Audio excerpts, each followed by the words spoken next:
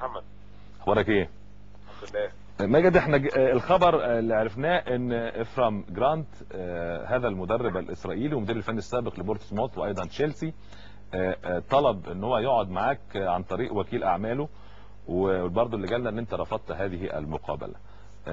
قول لي هذا الخبر صحيح؟ واذا كان صحيح ما السبب رفضك يعني؟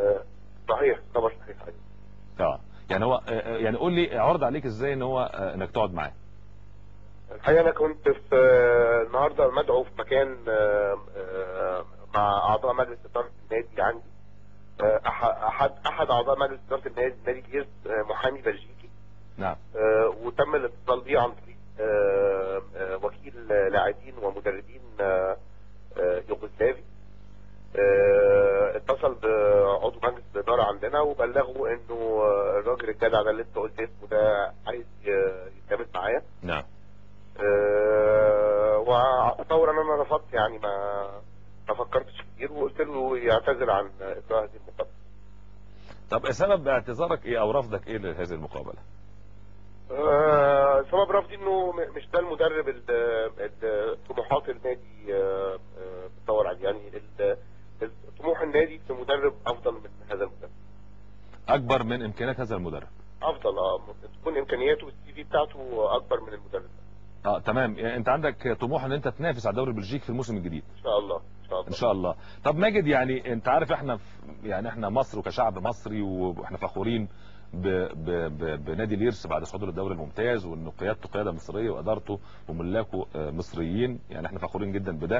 انت عارف الشعب المصري فكره التزاوج والتطبيع مع الاسرائيليين حتى في المجال الرياضي يعني احنا رافضينه. انت فكرت فيها من هذا المنظور، ولا انت عشان موجود في اوروبا بصيت لها بالمنظور العملي اكتر يعني؟ الحقيقه طبعا انا يعني زي اي انسان مصري متألم للي بيحصل في فلسطين. وده طبعا يعني ملوش علاقه بشغلي، لكن ده له علاقه بوجهه نظري في اللي بيحصل يعني. ولكن فيما يخص العمل احنا بندور على لاعبين كثيرين ومدربين كثيرين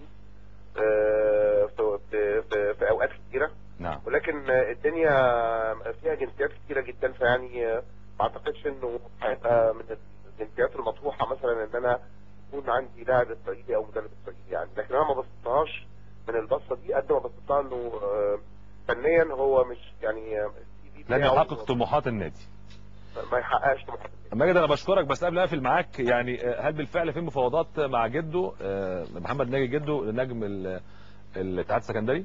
لا الكلام ده مش صحيح، غير صحيح.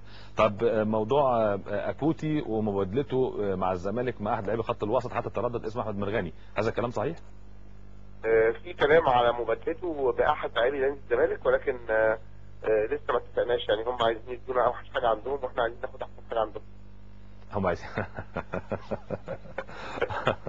يعني الموضوع دلوقتي دخل في الشطاره من الاشطر يعني. لكن انت ما عندكش مانع من المبادله اذا كان هيدوك لاعب جيد، وفي حاله موافقه اللاعب، لان اللاعب لازم. طب اللاعب نفسه انت هل سالته؟ اللاعب بينكر تماما اي رغبه ليه في العوده لمصر، ولكن طبعا انا برضو احترم الكلام اللي كابتن ابراهيم حسن بيقوله انه اللاعب ابدى رغبته في الانتقال. نعم. ولكن اللاعب بينكر هذا الكلام، فيعني لو اللاعب جه وطلب مني انه عايز يرجع مصر انا مش هقف.